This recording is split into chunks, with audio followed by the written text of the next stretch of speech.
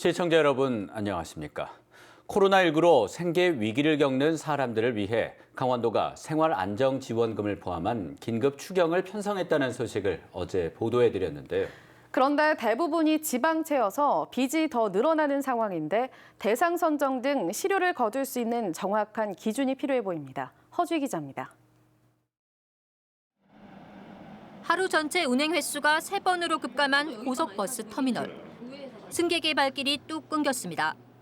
시외 버스 터미널입니다. 승객이 없어서 배차를 하지 못한 버스들이 이렇게 길게 늘어서 있습니다.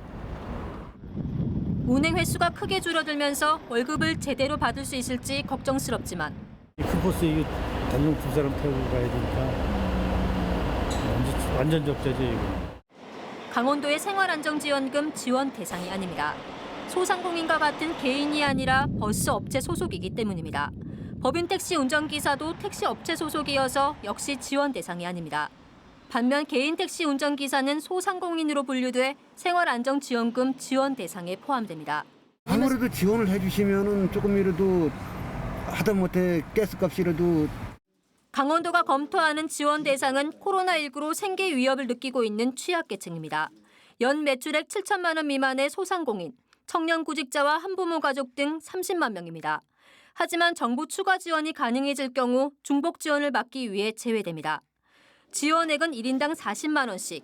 대체로 지원이 필요하다는 데는 공감하지만 선정 기준을 어떻게 정할지에 따라 논란이 불거질 수도 있습니다. 사각지대를 최소한으로 해소해서 지원을 하는 부분과 함께 효과를 좀 배가할 수 있는 부분에서 지원이 필요한 게 사실이고요. 특히 강원도가 추경 예산 1,670억 원의 대부분을 지방채로 마련할 예정이어서 재정 건전성 악화도 우려됩니다.